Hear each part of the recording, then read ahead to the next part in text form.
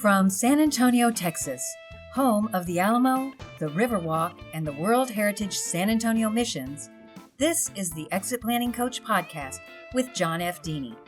Designed to help advisors who work with business owners, John talks with top professionals in the exit planning field about best practices, marketing tips, and how to be more effective when working with owners. Now, here's John F. Dini. Good day, everyone. I'm here with Mike Leannah, a longtime friend and a North Carolina colleague who has been doing exit planning for, how long have you been doing exit planning for, Mike? For a couple of years now. A little over 2 years. Mike has over 20 years as a C-suite executive in various industries, as well as international experience with a Fortune 500 company. He has a strong eye for detail and a strategic mindset. During his career, he's been involved with M&A, and he's acquired and operated his own company for 10 years. Mike started Business Value Strategies with the goal of coaching and helping owner clients, and I've found that Mike is a really knowledgeable source. He's a member of the Exit Planning Exchange. I believe you're leading that right now in North Carolina, aren't you, Mike? Yes, I am. Yes, Exit Planning Exchange as president for that organization. You're president of their chapter, and he's had us speak a couple times to their people, and I thought we'd turn the tables on him and have him speak to our audience for a change. So, Mike, it says you had a goal of coaching and helping business owner clients, but helping them do what? Well, the reason I'm doing what I'm doing is because I worked in M&A for a large corporation for a long period of time before owning my own company. But then I worked for a private equity firm, and I saw that the people that I was buying, and I was doing M&A for the private equity firm, the people that I was buying just didn't know. They had worked with their business for 25, 30, 35 years, but they didn't know the value of the business. They didn't know how to create the value in the business. Of course, I was on the buying side. So I knew what I was looking for, but they did not know what they were looking for. And I told my wife, I said, I want to get on the other side of the table. I want to help business owners understand their value, understand what they can do to increase their value so that when they want to transition either to a family or to a third party, that they know the value and they can get the value that they might want to get out of it, because they've been working their whole life, because there's a lot of baby boomers and they've been there for 25, 30 years. And, so I wanted to help them understand that and to help them create more value in their business. Great. I say it frequently that business owners' impressions of value, only too often I ask them, how do you know what the value of your company is? And the answer is, well, I met a guy at a trade show that knew a guy in another state that had a business something like mine, and he sold it for 5 times something. I can't remember. I think it was 5 times revenue. Yeah, and we all have. I mean, you're 100% right, John. I mean, we all have those instances where they don't really know. And guess what? They've been working in their business and they've been working hard at it, but they don't know what they don't know. Sure. And what we try to do, what I try to do, and I'm sure you do the same thing, is try to educate them, try to inform them as to really what the true value is, because it's not the value to them, it's the value to the buyer. Right. And that's what I try to get across to to my clients, the perspective I'm coming from, because that's all I did in my life was buy companies. So I said, I'm going to come from the perspective of a buyer. So if I tell you this is what the buyer's looking for, I'm telling you because of my experience and what I've looked for, when I purchase companies. Valuable experience, especially, different sized companies don't realize very frequently, the owners don't realize that they have different buying populations out there. Yes. As you well know, if you're a mom and pop business, where mom and pop are literally, the people who open the shop and close it at the end of the day, you've got one set of possible buyers, the people that want jobs. If you're a Main Street business, say value up to about $3 million. You've got, folks that are looking to buy and run a business but not work 60 hours a week. And then, of course, you've got your world, the M&A world, where you've got professional buyers, and they have certain financial targets, and people below those financial targets are never going to see those buyers. So how do you, when you say I help them understand their value, do you walk right in on day one and say, okay, well, let me do a valuation? Well, no, I mean, I don't do that. I try to find out. My initial meeting with them is more, okay, what do you want to do? What are you looking to do? What's your time frame? What do you expect out of the business? And kind of just, I let them talk, because they're going to tell me, the real story. They're going to tell me, I'll have to filter through some of it, but as you know, and I'm sure you've done it. So I'll have to filter through it and find out, okay, what's the real story? What do they really want to do with the business? What they want out of it, and how they want to, and who they think they might be able to sell it to. And in that process, a little bit of that is education, because you're correct. If it's a smaller, mom and pop, they're going to sell it to somebody who's just looking to buy a job, like you said. And if it's a little bit bigger, okay, now you get somebody that wants to run a business. And those are, as you know, those are two different perspectives. And then versus the professional M&A, which is looking at it from a whole different perspective. And, I'm working with a client right now who's looking to buy, he's a businessman. He wants to buy a business for he and his son and his wife. But they want to run a business, and they want to look at it as a business. And that's a different buyer. And so I'm helping them with valuing a potential acquisition. Mm-hmm. And say, here's from a buyer's perspective, here's what you should pay, within a range, and giving them, and I tell them the reasons why, and this is what you can do with it. And this is what I said, you don't want to value it with what you can do with it. You want to value it, the value that it is today, as is. Right. And it's a different, and of course, the buyer wants as much as he can. I mean, excuse me, the seller wants as much as he can, and the buyers, the buyer wants it as little as he can get it for. So, so now you got to find a median, you got to work it out with, with the client. Sure. And when I was brokering, of course, I was always on the seller side.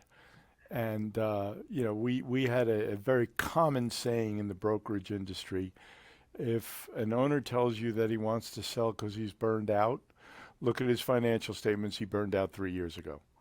He just didn't know it yet. And I cannot tell you how many times I've had an owner give me a price or proceeds expectation. And I say, well, what makes you think that your company is worth that?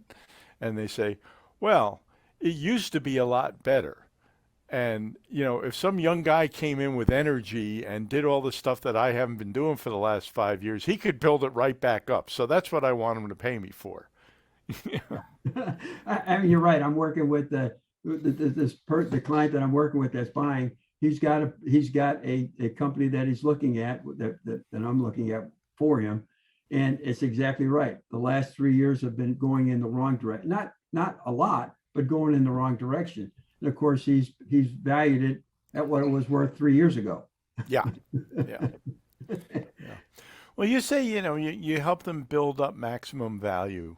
Right. Where do you look first? Where do you look for added value in the company?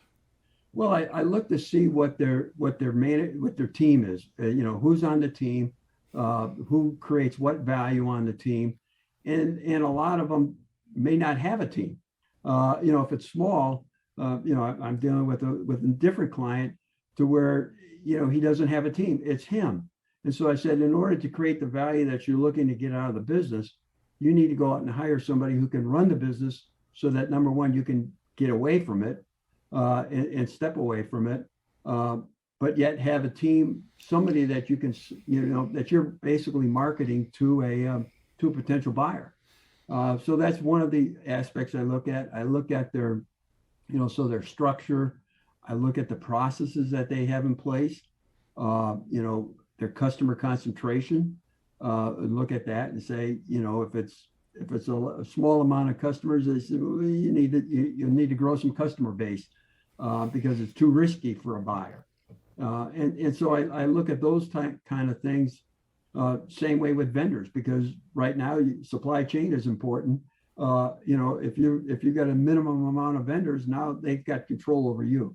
And I try to educate them as that's what a buyer is looking for. And so, you got to understand what the buyer's looking for, and you can position your company to where it's attractive. Right. It becomes attractive for a buyer. Yeah, there's so many areas where you dive into it, and it starts with the records. Yeah. When you look at record keeping, what are the anomalies you're looking for in their record keeping? Well, the problems. A lot of people have QuickBooks, and I said, well, that's Sure. great, but how current is it? Is it current? Is it is it being posted? Are everything being posted in a timely manner? And I can look at because right now it's July, so I'm looking at January to June, and I got one just recently, a January to June P&L, and I said, well, you don't have. I said, you just improved 10% in your cost of goods sold.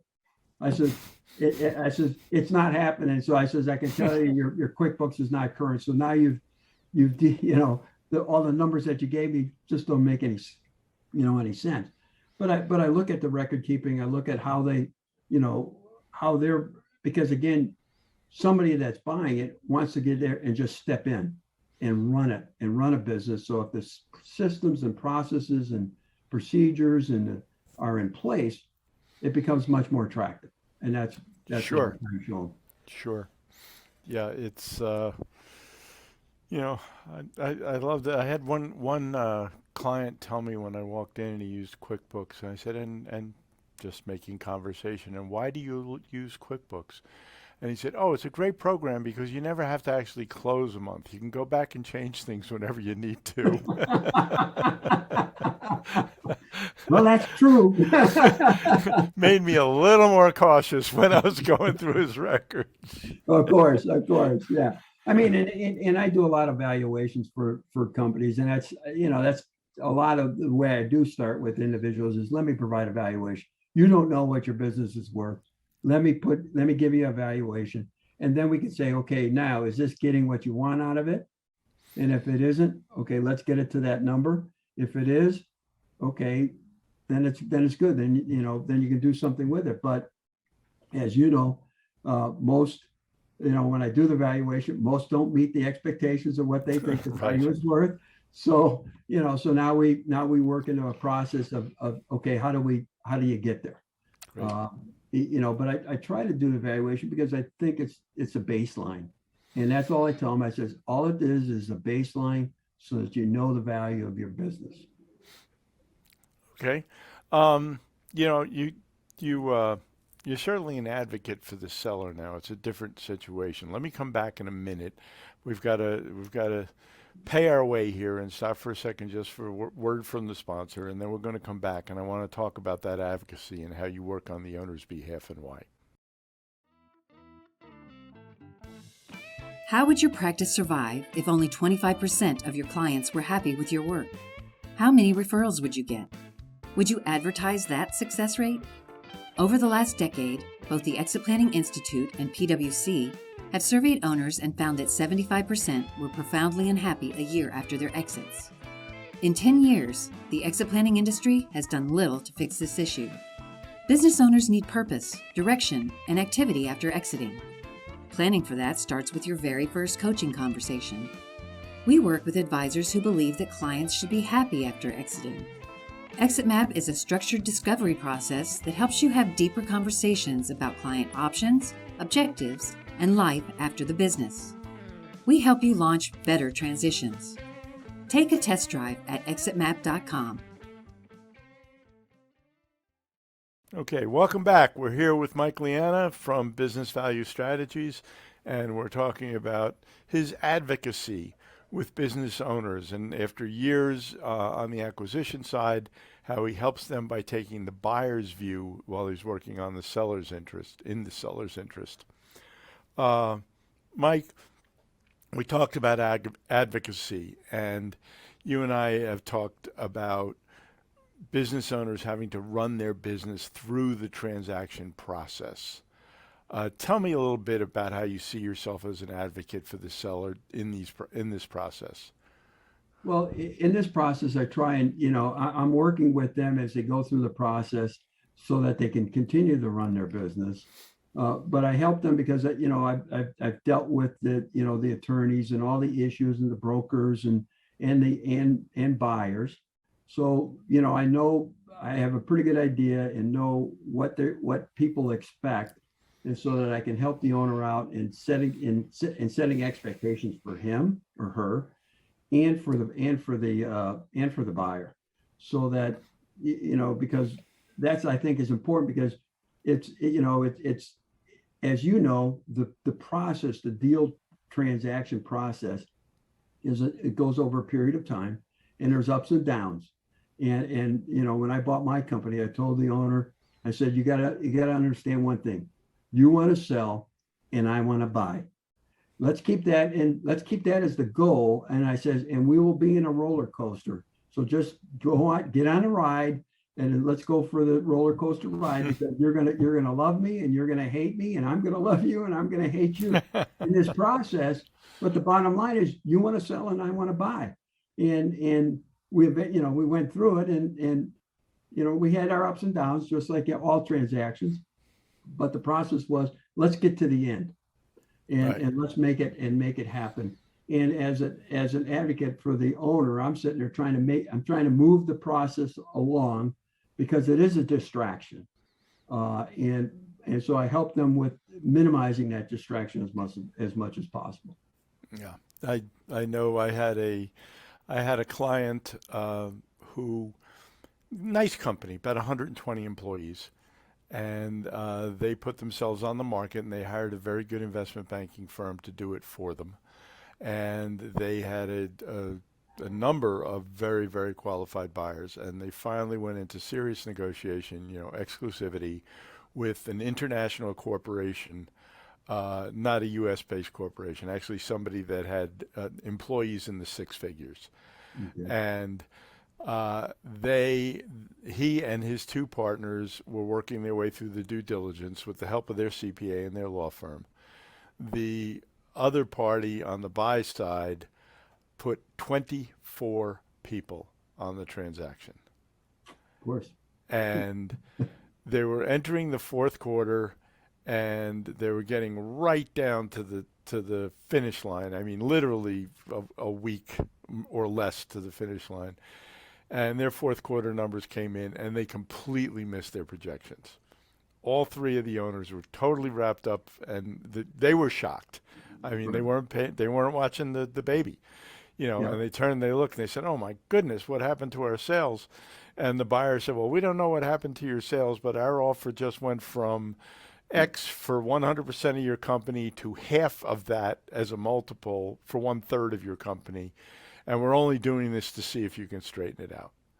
I mean, it literally cost them millions of dollars.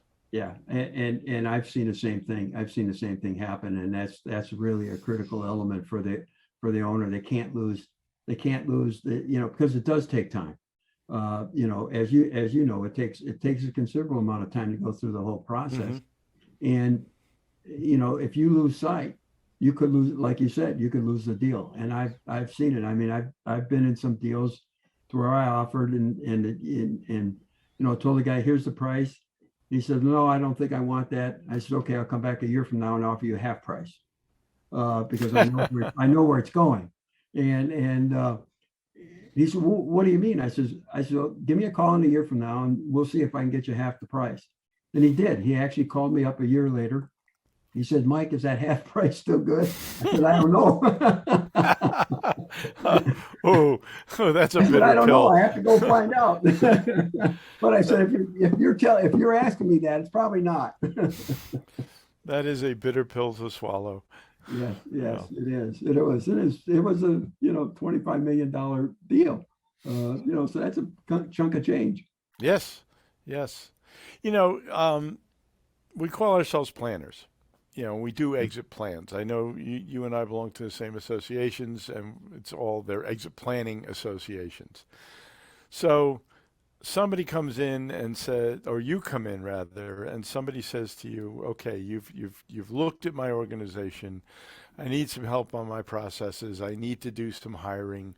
I need to do, I need to better distribute my vendor purchases. Um, Give me a hand with that, Mike. Uh, how do you plan a time frame for them or set? Is the time frame goal driven, or are the goals time frame driven, or is it both, or how do you put that together? I mean, I look at them and say, okay, what is your goals? What's your time frame for your goal as far as the potential transaction? And then I work through that time frame. Of course, if they're looking to have to bring in a management team, okay, so that's extended the time frame because that's not going to happen overnight. Uh, and I've got a client that I helped bring in a CFO and 2 years ago now, and now he's looking to transition out. And I said, okay, that's a realistic time frame for him to build. So I mean, I look at it that way, and then I bring in like HR professionals. I'm not a recruiter. I'm not an HR professional. So if they need like HR work and whatnot, I will bring in somebody that I know and I work with closely that can help them. Again, I look at the client and say, what are your needs? And if I can help you, I will help you. If I can't, if I know of somebody who's more uh, uh, better at it and more professional with that specific issue, I'll bring them in. If they don't already have them in place, Sure, typically they don't. So, I'll bring them in like an HR professional or something like that. sure. Actually, two more questions for you, Mike. One is, and you make a good point, and we all know it. Those of us that work in this field know it takes more than one expertise to get across the finish line, be it HR or legal or tax planning or, if this is a podcast for advisors, as an advisor, if I am looking for help on my team, what do I look to you for? If you're looking help on your team, I like to do evaluations. I like to work with the owner in identifying value drivers that could increase the value of their business. Um, and what I bring to the table is okay. I've been on the M&A side, been on the buyer side, been an owner. I know the issues that they go through. I know the pressure that they're under. I was an owner for 10 years and took a company from 12 employees to 200 plus employees in a 4-year period. So I know all of those issues that an owner does go through, and I bring it from that, and that's perspective I bring to the table is how do you do all that? What's the structure? And a lot of owners, one thing I did learn is that what I can't expect perfection. I don't, before when I was younger, I expected 100% perfection. Now I've kind of like, okay, if it's close, and I kept telling people, I said, you know what, if somebody's doing a job and they're 85% close to what you would do it, you ought to be happy and just and kind of adapt. Right. You know, Agreed. because it's the people, and the people aren't going to do it. They're all individuals, and so that's how I work with the owners, is trying to get them to understand. It is people, because that's what's driving your business. That's what's going to drive the value, and that's what's going to drive your business. And they're not going to do it the way you would do it. And if you're okay with that, then you will be able to succeed. Yeah, great advice. Last question, Mike. Um, this is a podcast for advisors, and I get asked the same question all the time, and I'm going to ask my guests this question to finish up. What is the best piece of advice you can give to someone who is approaching a business owner for the first time to talk about exit planning? I would say just listen. Ask them just open-ended questions and just listen to see where they're at and what they want to do. Because you could say you can plan anything, but if the owner's not open to the plan, it doesn't matter. But if you get them talking and communicating, and you dive into some deep questions as to what they really want to do, what is their where they want to go, what they want to do. And I think one thing I do like about ExitMap is the personal vision, because I can tell you, and I'm sure you found this out too, is they don't think about, an owner doesn't think about afterwards. So once if he's working in that business 60 hours a week, and they have a transaction, what are you going to do for the 60 hours? Yeah. And I think that's a big plus that I get from ExitMap, because it starts the owner to think about, it's not just the business transaction. It's, I got 25 more years of life. What am I going to do with that 25 years or 20 years, whatever the number is? What am I going to do? Right. And they don't think about it. And that's, I said, you want a fulfilling life. So you got to start thinking about, what does that mean? And that gets them to, after a while, of course, that's not in the first, but those are, in the process, I think that's a big part that really helps the owner start thinking about, well, gee, what am I going to do? How is this going to work? And it gets them to start thinking about the transaction. Yeah, great point, Mike. And certainly open-ended questions are it. And, we have a mission, and it's up on the podcast site, that, there are two surveys out now, almost 10 years apart, and they both say the same thing. 75% of business owners have regrets a year after they transfer. And you and I know you well enough, we both believe that's because you're not asking deep enough questions. You're not really giving the client a vision of the future. And that's what we started this podcast to change, and hopefully we're going to get a lot more advisors asking a lot more questions. Well, I do appreciate the opportunity to speak with you, John, and it's been a great relationship, and I appreciate our relationship. Okay, well, we'll do it again, Mike. Appreciate your time. Thank you for your wisdom, and we'll be talking again soon, I'm sure. All right. Thanks, John. Appreciate it.